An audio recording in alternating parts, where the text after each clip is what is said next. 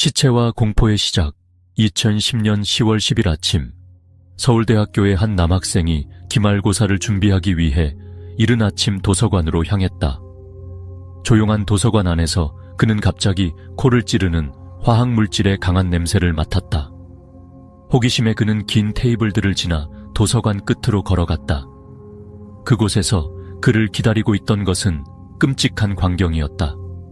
시체가 비틀린 차에 심하게 변형되어 거의 알아볼 수 없을 정도였다. 처음에는 그것이 불에 탄 마네킹이라고 생각했다. 왜냐하면 시체의 윗부분은 거의 완전히 파괴된 상태였기 때문이다. 하지만 자세히 들여다보니 그것은 사람이었다. 공포에 휩싸인 그는 그저 비명을 지를 수밖에 없었다. 그의 비명은 도서관의 무서운 정적을 깨뜨렸고 학교 직원들의 주의를 끌었다. 경찰이 신속히 현장에 출동하여 해당 구역을 봉쇄했다. 남아있는 개인 소지품을 근거로 경찰은 피해자가 이틀 전 실종된 분자생물학과 4학년 여학생 박지현일 가능성을 의심했다. 학교 내 압박감과 관계의 균열. 한국에서는 학교에서의 압박감이 학생 생활의 일부로 여겨지는 곳으로 박지현의 삶은 많은 사람들이 꿈꾸는 이상적인 모델처럼 보였다. 강남의 유복한 가정에서 태어난 지현은 뛰어난 학업 성취 능력을 가졌을 뿐만 아니라 따뜻한 성격과 남을 돕고자 하는 마음가짐 덕분에 주변 사람들에게 사랑받았다. 그러나 이러한 완벽한 지현과는 정반대로 그녀의 룸메이트 이민정은 광주의 중산층 가정에서 태어나 항상 재정적 부담을 안고 살아왔다. 하지만 민정은 그러한 한계를 자신의 도약을 가로막는 장애물로 여기지 않았다. 대학교 첫날부터 지현과 민정은 비슷한 성격 덕분에 절친이 되었고 함께 대학생의 어려운 삶을 마주했다. 두 사람은 종종 도서관에서 밤새 공부를 하거나 학생들이 즐겨 찾는 카페에서 사진을 찍으며 미래를 계획했다. 하지만 한국의 대학 생활은 단순히 자기 자신을 탐구하는 여정만이 아닌 점수와 사회적 비교, 그리고 가족의 기대 속에서 살아남기 위해 싸움을 벌이는 숨겨진 전쟁터와도 같았다. 민정은 자신의 삶이 항상 지현이라는 너무도 큰 그림자 아래 있다는 사실을 점점 더 자각하게 되었다. 민정이 작은 성과를 이루었을 때 지현이 보여주는 격려의 미소조차도 그녀에게는 자신이 이루지 못한 것들을 상기시키는 쓰라린 자극이 되었다. 매번 시험에서 지현은 최고 점수를 기록하며 교수님들로부터 칭찬받았지만 민정은 최선을 다했음에도 여전히 자신이 드러나지 않는다고 느꼈다. 이러한 감정은 지현이 연이어 권위 있는 상을 받고 명성 높은 학회에 참석하며 심지어 하버드 대학의 유명 교수로부터 초청을 받으면서 점점 더 커졌다. 민정에게 있어서 지현은 단순한 친구가 아닌 자신의 드러낼 수 없는 부족함을 뚜렷이 비추는 거울이었다. 학교에서의 압박감보다 더 무서운 것은 그들 관계 속에 깊이 뿌리내린 은밀한 질투였다. 민정은 처음에는 이러한 질투심을 무시하려 노력했다. 그녀는 스스로에게 지현의 성공은 자신의 능력을 넘어선 것이고 그런 출중한 사람과 경쟁하는 건 불가능하다고 위로했다. 그러나 이러한 자기 위안은 어느 작은 순간에 의해 산산이 부서질 때까지 사라지지 않았다. 2010년 가을, 지현과 민정은 학교에서 주최한 과학연구 경진대회에 참가했다. 두 사람 모두에게 이 대회는 단순한 경쟁이 아니라 개인의 역량을 입증할 수 있는 기회였다. 지현은 자신감 넘치는 발표로 심사위원들로부터 뜨거운 찬사를 받았지만 민정은 최선을 다했음에도 차갑게 거절당하고 말았다. 지현이 밝은 미소로 대상을 받을 때 민정은 고통과 분노가 뒤섞인 감정을 숨길 수 없었다. 처음으로 민정에게 지현의 축하의 말은 귀에 무의미하게 들렸고 오히려 냉담한 동정처럼 느껴져 두 사람의 우정을 더욱 옥죄었다. 지현은 항상 민정을 걱정하며 그녀가 어려움을 극복할 수 있도록 돕고자 노력했다. 때로는 민정이 마음의 평화를 되찾을 공간이 필요하다고 느껴 스스로 물러서기도 했다. 그러나 그러한 배려는 민정에게 기름을 끼얹는 격이었다. 한때 감사했던 지현의 친절은 민정의 자존심과 약점을 깊이 찌르는 보이지 않는 칼이 되었다.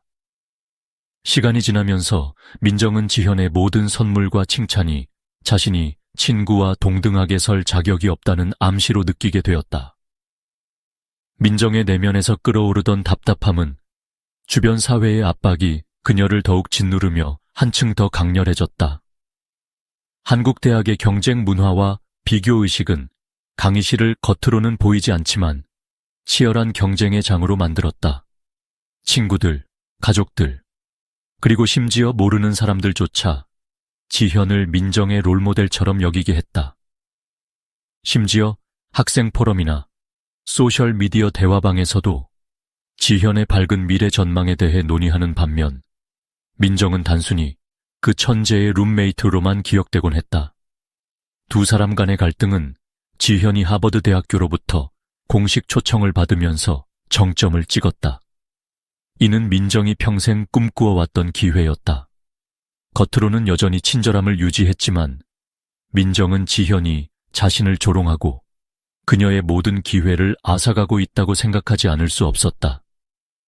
이러한 무력감은 결국 그녀를 통제 불가능한 상태로 몰아넣었다. 우정은 점차 독이 되어갔고 평범했던 농담들조차 이제는 날카로운 칼날이 되어 둘 사이의 균열을 더욱 벌려놓았다. 함께 공유하던 기숙사 생활은 음습하고 멈출 수 없는 악몽으로 변해갔다. 결국 민정이 혼란스러운 감정 속에서 깨닫지 못한 것은 그녀가 질투로 인해 자신의 인격을 삼켜버리는 어두운 그림자를 키워왔다는 사실이었다. 이는 두 사람의 삶에서 가장 큰 비극으로 이어졌을 뿐만 아니라 서울대학교에서 벌어진 이 끔찍한 이야기에 서막을 올리게 만들었다. 우정의 가면 속에 숨겨진 잔혹한 계획. 서울대학교에서는 우수함이 단순한 기대치를 넘어 학생들의 가치를 평가하는 기준으로 여겨졌다. 그 운명적인 날, 박지현의 절친했던 친구였던 이민정은 둘 사이 결코 깨질 것 같지 않던 관계를 끝내기로 결심했다. 우정이라는 가면 뒤에 민정은 지현을 향한 계획을 실행하기 시작했다. 지현은 민정 내면에서 억압, 질투, 그리고 쓰라림의 상징으로 자리 잡은 사람이었다. 어둠의 계획이 시작된 날 2010년 늦가을의 음울한 날들 속에서 민정은 지현에게 도서관에서 중간고사를 준비하는 것을 도와달라며 만남을 요청했다. 이는 과거에도 두 사람이 종종 편안한 분위기 속에서 함께 했던 일이었다. 겉으로 보기에는 무해해 보였던 이 초대는 사실 민정이 몇 주간 품고 있던 잔혹한 계획의 첫걸음이었다. 만남 전날 밤, 민정은 공허하면서도 답답함으로 가득 찬 기숙사 방 안에 앉아 있었다. 그녀는 지현의 사진을 응시하며 질투심이 자신을 행동으로 몰아붙이는 것을 느꼈다. 몇 차례 스스로에게 되묻기도 했다. 정말 이럴 가치가 있을까? 그러나 이런 생각은 곧 내면을 지배하는 어둠에 의해 지워졌다. 민정의 머릿속에는 단 하나의 생각만 남아있었다. 이걸 끝내야만 해. 민정은 실험실 수업 중 학교 화학실에서 클로로포름 한 병을 몰래 훔쳤고 기숙사 옷장 뒤에 숨겨두던 쇠막대와 함께 준비물을 갖추었다. 그녀는 분자생물학 과목을 통해 배운 화학 지식으로 인해 결코 흔적을 남기지 않을 것이라고 확신했다. 운명의 아침 식사와 마지막 만남 그날 아침, 민정과 지현은 이른 시간에 도서관에서 만났다. 민정은 두 사람이 과거 밤늦게까지 같이 공부할 때 즐기던 친숙한 음료인 커피를 준비해갔다. 지현은 민정이 건네는 커피를 아무런 의심 없이 받아들고 평소처럼 이야기를 나누었다. 하지만 그녀는 친구의 눈빛 속에서 이상한 기운을 눈치채지 못했다. 그 눈빛은 차갑고 단호한 결의와 억눌린 분노가 섞여 있었다. 지현이 자료를 열심히 읽고 있을 때 민정은 깊은 숨을 들이쉬며 용기를 얻으려 했고 테이블 아래 숨겨둔 쇠막대를 꽉 잡았다. 지현이 방심한 그 순간 민정은 냉정하게 쇠막대를 지현의 머리 위로 강하게 내리쳤다. 지현은 비틀거리며 왜? 라는 말 대신 커다란 충격과 놀라움이 담긴 눈빛으로 민정을 응시했다. 하지만 그녀는 말 한마디도 할 틈 없이 바닥에 쓰러졌다. 학문적 지식을 이용한 비인간적인 행동 민정에게 이는 끝이 아니었다. 그녀는 지현이 다시 깨어나지 않도록 가져온 클로로포름 병을 사용했다. 화학물질의 강한 냄새가 방 안을 가득 채우자 민정은 구역질이 올라왔지만 떨리는 손으로 클로로포름의 적신천을 지현의 얼굴에 계속해서 눌렀다. 시간이 끝없이 느리게 흐르는 듯했고 민정의 심장은 고동쳤다. 하지만 그것은 두려움 때문이 아니었고 폭발적인 감정이 그녀를 지배하며 자신의 행동을 자각하지 못하게 만들었다. 모든 것이 끝났을 때 민정은 방 한가운데에서 호흡이 불규칙한 채로 서 있었다. 눈앞에는 대학 시절 그녀에게 가장 소중한 정신적 의지처였던 친구의 움직이지 않는 몸이 놓여 있었다. 하지만 후회나 슬픔 대신 민정의 마음은 만족감으로 가득 찼다. 그 순간만큼은. 그러나 이내 민정은 누구도 사건을 자신과 연결하거나 시신을 알아보지 못하도록 처리해야 한다는 것을 깨달았다. 화학 지식을 활용해 그녀는 사전에 연구실에서 가져온 황산을 사용해 지현의 신체에 남아있을 모든 특이한 흔적들을 제거하려 했다. 황산이 시신과 접촉하며 반응할 때의 치익 소리는 민정이 눈을 꽉 감게 만들었지만 그녀의 손은 멈추지 않았다. 완벽한 현장 조작 수사를 교란시키기 위해 민정은 거짓된 현장을 연출하기로 했다. 그녀는 가방 깊숙이 숨겨둔 이전 남자친구가 사용했던 오래된 콘돔 하나를 꺼내 지현의 시신 옆에 두었다. 그녀의 머릿속 계획은 경찰의 의심을 낯선 누군가가 저지른 치정살인 사건으로 돌리는 것이었다. 도서관을 떠나기 전 민정은 자신이 남긴 흔적들을 꼼꼼히 지원했다. 그녀는 자신만만하게 아무도 사건을 자신과 연결시키지 못할 것이라고 확신했다. 민정의 마음속에서 모든 것이 완벽하고 논리적으로 계획된 듯 보였다. 마치 어려운 수학 문제를 자신의 방식으로 풀어낸 것처럼 느꼈다. 우정 뒤에 드리운 어둠 도서관 문 앞에서는 아침 햇살이 새로운 하루를 맞이하는 듯 부드럽게 내리쬐고 있었다. 하지만 민정의 마음속 어둠은 한층 더 두꺼워졌다. 그녀는 고요한 복도를 걸어가며 한 번도 뒤돌아보지 않았다. 눈물 한 방울, 후회 한 조각도 그녀의 얼굴에는 비치지 않았다. 그러나 민정이 예상하지 못한 것은 자신이 완벽하다고 여겼던 계획이 여러 허점을 가지고 있었으며 그녀가 간과했던 사소한 것들이 경찰이 끔찍한 진실에 다가가는 중요한 단서가 되리라는 것이었다. 항상 좋은 친구로 보였던 민정은 이제 결과를 신경 쓰지 않는 냉혈한 살인자로 변해 있었다. 학문 문화와 사회적 압박 한국의 교육제도는 오랫동안 엄격한 규율과 성적 중심의 압박으로 유명했다. 많은 사람들에게 학교는 단순히 지식을 쌓는 여정이 아니라 가족과 사회로부터 인정받기 위한 끊임없는 투쟁의 장으로 여겨진다. 그러나 화려한 학위와 뛰어난 성과 뒤에는 학생들이 감당해야 할 사회적 압박과 정신적 부담이라는 보이지 않는 어둠이 숨어 있다. 학업 성취, 삶의 핵심 어린 시절부터 한국의 학생들은 성공으로 가는 유일한 길이 경쟁을 통해 이루어진다는 것을 끊임없이 주입받아 왔다. 이 점은 서울대학교에서도 예외가 아니며 이곳은 수백만의 학생과 학부모들에게 황금의 꿈으로 여겨지는 교육의 정상으로 간주된다. 이곳 학생들은 종종 스스로를 전장 위의 전사로 비유하며 자신의 가치를 증명하기 위해 끊임없이 싸워야 한다고 느낀다. 대학 생활을 시작하면서 이러한 압박감은 결코 줄어들지 않는다. 오히려 이는 도서관, 시험, 심지어 개인적인 관계를 형성하는 데까지 매 순간 경쟁을 벌이게 만드는 온화한 악몽으로 변한다. 서울대학교에서는 비공식적인 순위표가 학생들의 마음속에 늘 존재한다. 성적, 교수의 관심, 연구 참여 능력, 그리고 개인적인 명성까지 모든 것이 그 기준이다. 이런 환경에서 기대를 충족시키지 못하는 학생들은 스스로 가치가 박탈된 듯 느끼며 자신이 속한 학문 공동체에서도 외로운 존재로 전락하고 만다. 가족과 끊이지 않는 기대 경쟁의 뒤편에는 가족의 그림자가 있다. 가족은 학생들에게 끝없이 스스로의 한계를 넘어설 것을 조용히 강요한다. 박지현은 이를 상징적으로 보여주는 예다. 그녀는 가족으로부터 단순히 자신만의 성공이 아니라 가문의 표본으로 자리 잡기를 기대받았다.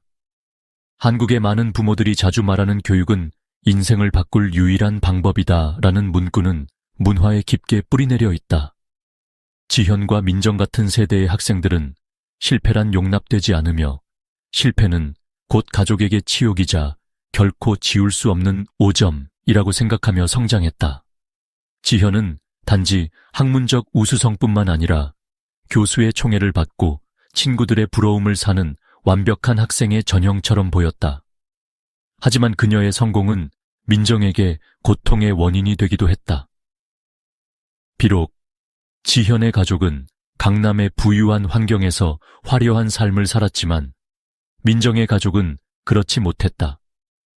광주의 경제적 어려움을 겪으며 살아온 민정의 가족은 그녀가 지현과 같은 성취를 이루어 자신들의 삶을 바꾸고 금전적 고민을 덜어줄 것을 기대했다. 이러한 외부의 압박은 민정의 내면의 마지막 불빛까지 짓밟는 날카로운 칼이 되어갔다. 경쟁 문화, 친구들 사이의 압박대로 학업 성적은 단순한 숫자에 불과할 수 있다. 하지만 서울대학교에서는 이러한 숫자들이 곧 인간의 가치를 측정하는 기준이 된다. 이곳의 경쟁 문화는 교수나 가족뿐 아니라 동료들 사이에서도 증폭된다. 소소한 대화나 그룹 토론조차도 학생들끼리 서로를 비교하고 누가 더 뛰어난지 평가하는 무대가 된다. 이러한 상황은 한국 문화에서 사람들 간의 친근한 유대감, 즉 정정이라는 개념을 변질시키기 시작했다. 지현과 민정 사이의 우정 역시 예외는 아니었다.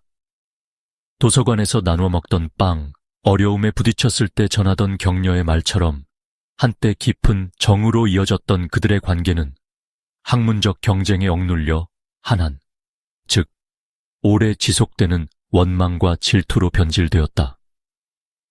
민정은 처음에는 자신이 열등감을 느꼈던 순간들을 용서하려 했다. 그러나 지현의 잇따른 성취는 이제 더 이상 견딜 수 없는 것이 되었다. 지현은 항상 선의로 대했지만 그녀의 성공은 민정에게 자신이 절대로 친구를 넘어설 수 없다는 고통스러운 상기였다. 압박감은 말이나 행동에서 오는 것이 아니라 단지 지현의 존재 자체에서 비롯되었다. 사회 여론의 위험성 친구와 가족으로부터의 압박이 학교 내에서의 짐이라면 사회 여론은 그 외부에서 몰아닥치는 쓰나미와 같다. 성공에 대한 이야기는 각종 토론 게시판에 퍼지며 단순히 학생들뿐만 아니라 사회 전체의 화제가 된다. 박지현에 대한 극찬이 한국타임스, 나 학생들 게시판에 넘쳐나면서 지현은 모두의 눈에 완벽한 인물로 자리 잡았다. 이는 민정이 끝없이 비교당하도록 만드는 또 다른 원인이 되었다. 천재와 같은 방을 사용했지만 그저 그림자일 뿐, 룸메이트라는 이유만으로 주목받다니. 이러한 조롱 섞인 소셜미디어 댓글들이 민정의 여린 마음속으로 스며들었다. 이런 말들은 그녀의 자존감을 산산조각내고 지현을 제거해야만 민정이 눈에 띄고 인정받을 수 있다는 비뚤어진 생각을 심어주었다. 고독 속에서의 몰락 한국의 학문 문화는 큰 공동체 속에서도 사람을 고독하게 만드는 경향이 있다. 민정은 자신의 질투나 분노를 누구에게도 말하지 못했다. 한국 사회는 이러한 감정을 하찮고 정당하지 못한 것으로 간주하기 때문이다. 대신 그녀는 부정적인 생각에 깊이 빠져들며 주변 친구들과 점점 멀어져 갔다. 결국 사람들의 눈에는 차갑고 무감정한 한 사람만 남게 될 뿐이었다. 기숙사 방 안에서 홀로 앉아 따스한 노란 조명 아래 웃고 있는 지현을 바라보는 밤들. 민정은 만약 지현이 존재하지 않는다면 자신의 삶이 얼마나 더 나아질지 상상하곤 했다. 사회적 압박은 민정이 자신을 개선해야 한다는 것을 깨닫지 못하게 했다. 대신 그녀는 모든 고통을 분노와 증오로 바꾸고 말았다. 자백과 차가운 선고, 수많은 심리적 갈등과 수집된 증거의 압박 끝에 민정은 마침내 자신의 잔인한 행위를 자백했습니다. 하지만 그녀의 진술에는 전혀 후회가 없었습니다. 그녀는 자신이 막다른 길로 몰린 것은 지현 때문이라고 주장했습니다. 법원은 이민정을 가석방 없는 종신형으로 선고했습니다. 그녀의 행위는 피해자 가족에게 영구적인 고통을 남겼을 뿐만 아니라 오랜 기간 동안 대한민국 사회에 충격을 안겼습니다. 경고와 끝나지 않는 고뇌, 서울국립대학교에서 일어난 이 사건은 단순히 개인의 비극으로 끝나지 않고 한국 사회가 개인에게 강요하는 가치와 보이지 않는 압박에 대해 경고의 종을 울렸습니다. 명예, 기대, 끝없는 성취 경쟁 속에서 이민정의 행동은 변하지 않을 것처럼 보였던 체제와 문화의 어두운 면을 고통스럽게 드러낸 사례입니다. 완벽함을 요구하는 사회 한국은 오랫동안 세계적으로 인정받는 선진 교육제도에 자부심을 가져왔으며 학생과 대학생들이 훌륭한 인재로 철저히 훈련받는 곳으로 알려져 있습니다. 하지만 그 대가로 실수를 허용하지 않는 완벽함이라는 기준을 요구받고 있습니다. 어린 시절부터 한국의 아이들은 실패가 용납되지 않는다고 배웁니다. 순위표, 치열한 입시 경쟁, 그리고 학교와 가정의 압박은 각 개인이 끊임없이 정상에 오르려 노력하게 만듭니다. 그러나 질문은 남습니다. 과연 모든 사람이 그러한 압박을 견딜 수 있을까요? 성공의 반짝이는 빛 뒤에는 몇 명이나 무너지고 몇 명의 꿈이 산산조각 났으며 얼룩진 삶 속에서 얼마나 많은 감정이 묻혀 있을까요? 민정은 사회적 압박에 쓰러진 첫 번째 사람이 아닙니다. 하지만 그녀의 행동은 인정받고자 하는 집착 속에서 인간이 자신을 완전히 잃었을 때 무엇이 일어날 수 있는지를 보여주는 비통한 이정표로 남아 있습니다. 질투. 위험한 씨앗 지현과 민정의 관계는 질투가 사랑과 친절함을 압도할 때 일어날 수 있는 일을 명확히 보여주는 상징입니다. 처음에는 그들의 관계가 서로에게 영감과 동기를 주는 원천이었지만 동시에 은밀한 경쟁의 씨앗이 자라나는 곳이기도 했습니다. 사람의 가치를 성과로 비교하고 평가하는 사회에서 지현의 존재는 민정의 자존감을 짓누르는 거대한 그림자가 되었습니다. 하지만 지현의 성과를 도약의 동력으로 삼기보다는 민정은 질투에 사로잡혀 스스로를 억눌렀습니다. 한 한국 심리학자의 저서에서는 이렇게 고통스러운 진술이 나옵니다. 경쟁 문화를 가진 사회에서는 가장 훌륭한 친구가 빛나는 본보기가 아니라 가장 위험한 적이 된다. 민정의 이야기는 단순히 학교 책상 앞에 앉은 학생들뿐만 아니라 마음속에 질투를 키우는 모든 사람들에게 경종을 울리는 사례입니다. 질투는 조용히 시작되지만 한번 뿌리를 내리면 독성 종양처럼 퍼져나가 가장 소중하다고 여겼던 것들, 즉 우정, 이성, 그리고 인간성을 파괴할 수 있습니다. 사회 여론. 사람을 궁지로 몰아넣는 존재 지현 사건이 공개된 후 사회 여론은 민정의 행동을 맹렬히 비난했습니다. 온라인 포럼에는 그녀를 질투에 사로잡힌 병적인 사람, 기숙사의 괴물 또는 학벌 사회의 부패한 일면의 화신이라고 부르는 표현들이 넘쳐났습니다. 하지만 많은 사람들은 바로 그 사회 여론이 민정의 부정적인 감정을 광기로 몰아가는 보이지 않는 칼날이 되었다는 것을 인식하지 못했습니다. 민정은 오랫동안 보이지 않는 평가의 시선에 맞서야 했습니다. 아르바이트로 학비를 충당하지 못하는 현실, 아무리 노력해도 평균 수준에 머무르는 성적, 그리고 소셜미디어에서의 가벼운 듯하지만 뼈가 아픈 암시적인 대화들. 이런 모든 것들은 매일 그녀의 자존심을 조금씩 갉아먹었습니다. 지현과 같은 방을 쓰며 그렇게 똑똑한 친구가 있는데 너도 더 노력해야 하지 않겠니? 라는 동료, 친구 또는 지인의 간단한 비교 발언조차 그녀에게는 이름 없는 상처들의 목록을 늘려갔습니다. 한국의 많은 대학생들이 민정과 크게 다르지 않습니다. 그들은 사회의 기대와 자신의 마음속 고립감 사이에 끼어 살아갑니다.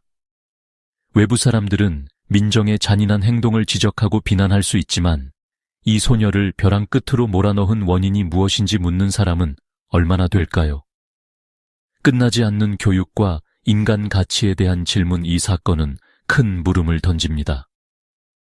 교육의 목표는 가장 뛰어난 사람을 만들어내는 것인가? 아니면 가장 행복한 사람을 만드는 것인가? 성과가 중시될 때 개인의 감정은 뒷전으로 밀리고 상처는 아무도 인정하지 못하는 일이 됩니다. 세상이 점점 더 현대화되지만 인간의 본질은 여전히 사랑과 이해가 필요한 상처받기 쉬운 존재입니다. 완벽한 A+를 받아야만 하는 기계가 아닙니다. 안타깝게도 한국과 같은 가혹한 교육 시스템은 이 점을 잊고 있는 것 같습니다. 시대를 반영한 비극 사회에서 아무도 답하려 하지 않는 질문이 있습니다. 만약 성과에서 오는 보이지 않는 압박이 없었다면, 만약 사회적 비교와 인간을 고저로 나누는 평가가 없었다면 민정과 지현의 비극이 발생했을까요?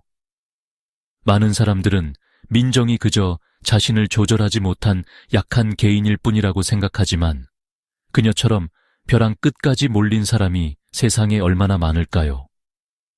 이 이야기는 단지 학교 생활의 어두운 면을 드러낸 것뿐만 아니라 우리 각자가 자신의 가치를 다시금 바라보게 합니다. 다른 사람의 성공이 과연 우리의 가치를 흐리게 만드는 것인가요? 또한 경쟁적인 세상에서 무의미한 숫자 대신 인간애와 이해심이 자리할 공간이 남아있을까요? 구원의 본질, 이 사건이 남긴 가장 큰 교훈은 사람들이 고통과 실패를 평가받지 않고도 공유할 수 있는 환경의 필요성입니다. 구원은 메달을 따거나 1등을 하는 데서 오는 것이 아니라 타인의 시선이 아닌 자신의 관점에서 의미를 찾아가는 데서 옵니다. 안타깝게도 이 사건에서는 그 점이